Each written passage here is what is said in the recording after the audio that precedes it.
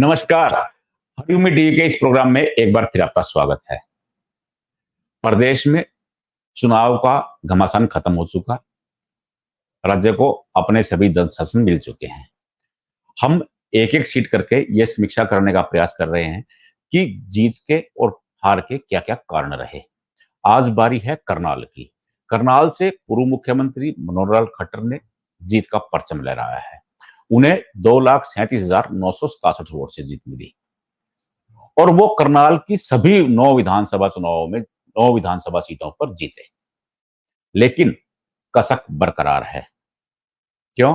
क्योंकि पिछली बार संजय भाटिया ने 6 लाख से ज्यादा वोटों से जीत दर्ज की थी और मनोहर लाल खट्टर जीत तो गए, लेकिन जीत का अंतर आधे से भी कम रह गया।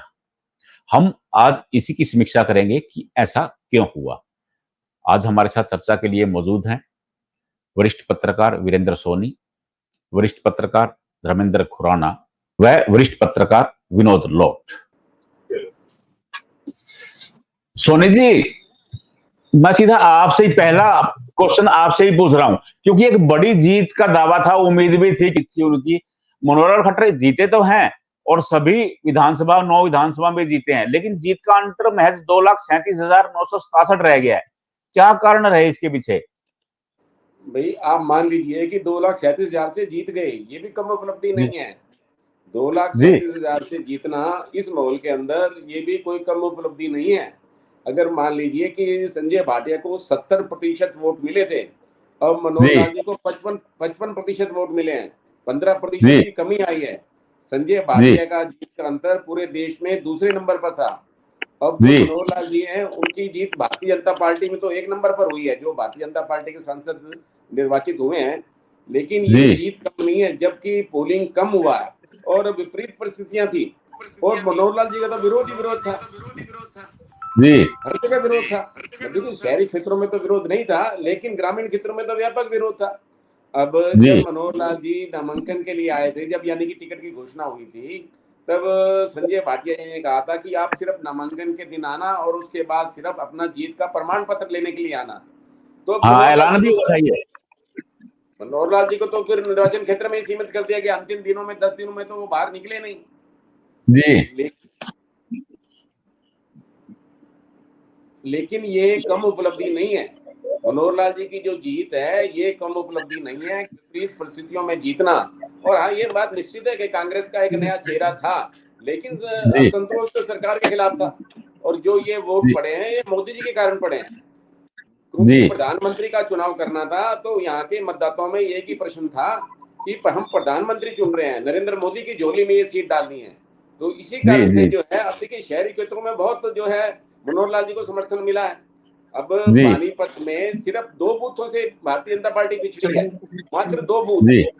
पानीपत शहर के अंदर जो मुस्लिम बहुल्य 2 बूथ थे, उस पर ही भारतीय जनता पार्टी पिछड़ी है। बाकी सभी बूथों पर भारतीय जनता पार्टी को बढ़त प्राप्त हुई है। इसी तरह जो है समालखा, इसराना ग्रामीण, वहां पर तो पिछड़ी है भारतीय जनता पार्टी, कई बूथों पर पिछड़ी है, कहीं पर 80 बूथों पर पिछड़ी है, कहीं पर 86 बूथों पर पिछड़ गई है। लेकिन पानीपत सिटी ने सबसे ज्यादा लीड दी है और कुल मिला के देखा जाए तो पानीपत जिले का सबसे बड़ा योगदान रहा है उनकी जीत में। धर्मेंद्र, इसराना में महज 1,000 वोटों की जीत हुई है। पूर्व मुख्यमंत्री हैं, लगातार 9 साल सरकार में रहे। इसराना में नहीं सर, शायद मुझे लग रहा है कि कहीं मिस्टेक है। असंध में लगभग जो है लीड कम हुई है। इसराना में तो 6,000 प्लस है शायद लीड। असंध में कह रहा हूँ, सॉरी। हाँ, असंध में सिर्फ 524 वोटों से जो है वो लीड मिली है इनको। और कहीं ना कहीं मैं आपको पहले भी जब चर्चा होती रही है, मैं आपको बताता रहा हूँ कि यहाँ जब उनका रोड शो था तो यहाँ विरोध भी हुआ था उनका कई गाँव में। और दूसरा, यहाँ कांग्रेस के विधायक हैं इस समय और वो शैलजा समर्थक हैं। तो एक तो ये बात थी। दूसरा, यहाँ मराठा का काफी होल्ड था, लेकिन मराठा का होल्ड वहां देखने को नहीं मिला, इस बार इस पूरे इलेक्शन में देखने को नहीं मिला। और असंध का जो इलाका है वो विरोध के कारण, हालांकि यहाँ पर पूर्व विधायक जिलेराम शर्मा का समर्थन भी भाजपा को मिला था और काफी भारी जनसमूह मुड़ा था उनके रोड शो में। तो वहां को देखते हुए, लेकिन कहीं ना कहीं असंध में इनका विरोध बहुत ज्यादा था। किसान सेक्टर का काम वहां हुआ, किसानों का विरोध रहा। तो इसको लेके भी जो है वो हम शुरू से ही कहते रहे थे कि असंध में जो है इनको काफी ये भी हो सकता है कि ये नीचे भी जा सकते हैं 5,000 से ऊपर भी जा सकते हैं, ऐसा कुछ कड़ा मुकाबला था। जी जी जी। लोट जी, मैं अगर आपसे जानना चाहूं कि मनोहर लाल जीते हैं वहां, और एक बड़ी जीत कही जा सकती है, 2,37,967 वोट से जीते हैं, तो आप पहली नजर में इसे क्या पाते हैं? अगर आपसे कोई प्रतिक्रिया मांगी जाए कि इतने वोट से जीते, तो आप पहली नजर में क्या प्रतिक्रिया देंगे? सर, जैसे कि हमारे धर्मेंद्र जी बता रहे थे अभी कि ये जो मनोहर लाल जो खट्टर की जो जीत है, ये मनोहर लाल खट्टर की जीत हम नहीं कह सकते, क्योंकि ये सिर्फ और सिर्फ मोदी जी की जीत हुई है। यहाँ हमने जिस तरह से प्रचार के दौरान भी खूब हम घूमे हैं और गांव-गांव में गए हैं, तो गांव में हमने लोगों से बात की, तो उन्होंने यही कहा कि भाई हम वोट मोदी जी के कारण दे रहे हैं, क्योंकि मनोहर लाल खट्टर जैसे 9.5 साल तक प्रदेश के मुख्यमंत्री रहे। अगर मैं समालखा कॉन्स्टिट्यूंसी की बात करूं, तो समालखा कॉन्स्टिट्यूंसी में इवन टू सीएम की जो घोषणाएं हैं वो भी पूरी नहीं हुई है। यहाँ एक वे भी काम नहीं हुआ यहाँ पे, तो लोगों में गुस्सा था। अगर संजय भाटिया जी अगर इस टाइम कैंडिडेट होते तो बुरी तरह हारते यहाँ से, ये तो था। तो भाई कम से कम चलो, हाँ जी, संजय भाटिया तो यहाँ प्रचार के दौरान दिखे भी नहीं है कहीं भी। तो मनोहर लाल जो खट्टर की जो समालखा एरिया में जो 80,634 जो वोट आए हैं यहाँ समालखा कॉन्स्टिट्यूंसी में, और 18,000 सिर्फ 837 की जो जीत हुई है। सोनी जी, लगातार ये कहा जा रहा है कि मोदी खट्टर काम कर रहा था, तो मोदी के प्रतिद्वंदी तो मनोहर लाल ही थे। अब देखिए, मनोहर लाल जी ने देखिए, एक उनको कभी पहले तो कल्पना नहीं थी कि लोकसभा का चुनाव भी लड़ना पड़ेगा। जब अचानक पार्टी ने उनसे इस्तीफा मांग लिया और मुख्यमंत्री पद छोड़ना पड़ा, तो उनको कहा कि उनकी भूमिका अब दिल्ली में होगी, तो उनको लोकसभा चुनाव लड़ना पड़ा। हालांकि देखिए, पूरे 9 विधानसभा क्षेत्रों में उनको बढ़त मिली है, और इसके पीछे भारतीय जनता पार्टी के और संघ के कार्यकर्ताओं का अनथक परिश्रम तो है ही है। लेकिन मनोहर लाल जी की अपनी छवि जो है उसमें कहीं ना कहीं आड़े आई है। देखिए, अगर ये मोदी जी के नाम पर वोट मांगने पड़े, मनोहर लाल जी को भी मोदी जी के नाम पर वोट मांगने पड़े, देखिए सरकार के खिलाफ तो बहुत ज्यादा असंतोष था, बहुत ज्यादा रोष था। लोगों ने गालियां भी दी हैं और वोट भी दिए हैं। मनोहर लाल जी को लोगों ने मतलब आलोचना भी की है और समर्थन भी दिया है, क्योंकि और इसके अलावा चारा नहीं था। जो मोदी जी के समर्थक थे उनके पास कोई चारा नहीं था। और कुछ लोग ऐसे भी थे जो कहते थे कि कांग्रेस को हमने वोट देना नहीं है, अब मनोहर लाल जी से नाराजगी है, तो इसलिए वो लोग मतदान में भाग ही नहीं लिया। कई लोग मतदान के लिए मतलब गए ही नहीं, मतदान का प्रतिशत भी कम रहा। ये बात ठीक है कि मनोहर लाल जी को 55% वोट मिले हैं, जो मतलब संजय भाटिया को 70% थे, लेकिन वो जीत तो नहीं है। लेकिन फिर भी भारतीय जनता पार्टी के लिए उत्साहवर्धक जीत तो है ही है, क्योंकि जब विपरीत परिस्थितियां थी तो इन परिस्थितियों के अंदर आपको जीत प्राप्त करना। और मनोहर लाल जी जो 9.5 वर्ष के लिए मुख्यमंत्री रहे, देखिए, और उनको प्रचार के लिए भी पार्टी अध्यक्ष जगत प्रकाश नड्डा जी भी आए, गृह मंत्री अमित शाह भी आए, रक्षा मंत्री राजनाथ सिंह भी आए, तो मतलब इनकी सभाएं भी हुई। अगर इन लोगों के बड़े नेताओं की सभाएं हुई तो मतलब मनोहर लाल जी जैसे व्यक्ति के लिए केंद्रीय नेताओं का आना ये एक बहुत बड़ा कारण हो सकता है। नहीं तो ये जो है रोष तो और भी ज्यादा था। लेकिन लोगों ने, देखिए, एक बात और भी थी इसमें, हम पंजाबी फैक्टर की भी उपेक्षा नहीं कर सकते।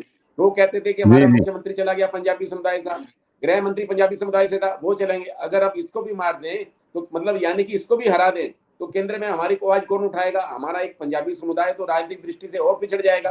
तो कुछ लोगों की ये कारण भी सहानुभूति थी। मोदी फैक्टर तो था, इसमें कोई दो राय नहीं, क्योंकि जब राज्य सरकार की विफलता की बात आती थी लोगों में असंतोष उभर के आ जाता था, लोग आक्रामक हो जाते थे।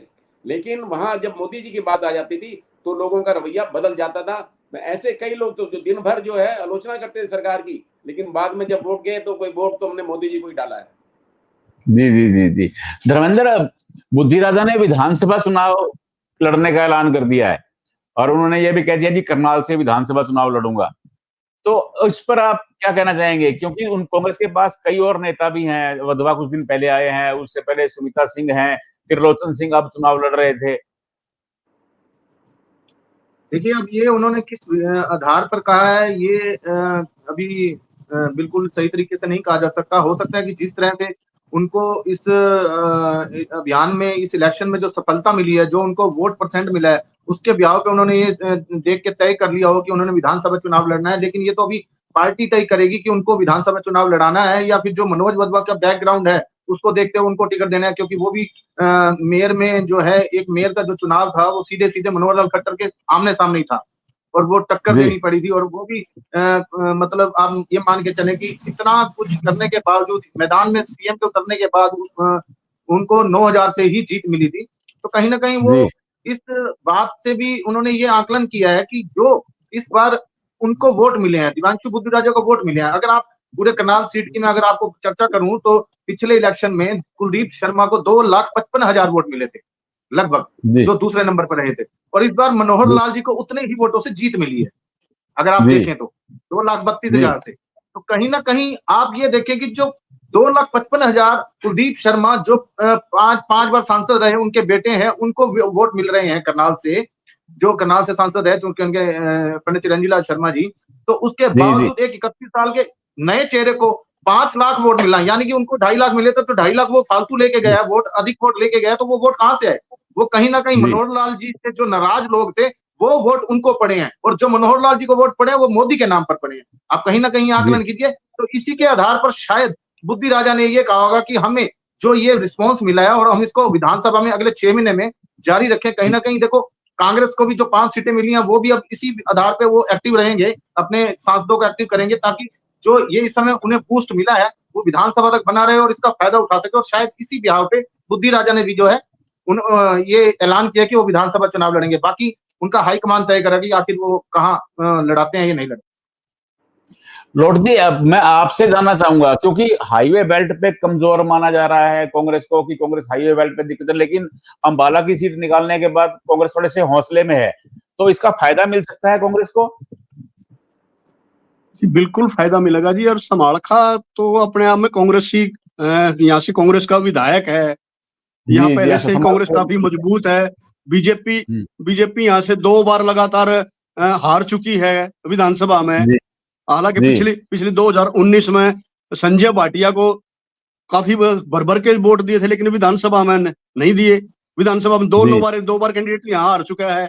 और इस बार जो कांग्रेस की जो हार का जो कारण है ये भी रह सकता है कि समालखा एरिया में विधायक का खुद पर्सनली ना घूमना, क्योंकि विधायक के पीछे ईडी लगी हुई है। विधायक चुनाव प्रचार से बाहर था, एक दिन भी यहाँ चुनाव प्रचार में दिखा नहीं, तो इसका भी काफी असर पड़ा है। और ये भी कह ठीक सोनी जी कह रहे हैं भाई, उनका जो खट्टर जी की जो व्यक्तिगत जो छवि है ना, ये कहीं ना कहीं मतलब ये है भाई ईमानदार आदमी है, और मतलब इस पर कोई ज्यादा टीका टिप्पणी नहीं है। लेकिन हम जैसे कई गाँव में घूमे तो वहां सिर्फ यही पला भाई, हम वोट तो वो मोदी को देंगे, लेकिन खट्टर से और संजय भाटिया से नाराज हैं, लेकिन वोट फिर भी बीजेपी को जाएगी। ये काफी सुनने को मिला है यहाँ इस बार। लॉर्ड जी शुक्रिया, धन्यवाद आपका। सोनी जी आपका भी बहुत बहुत धन्यवाद। धर्मेंद्र खुराना आपका भी धन्यवाद।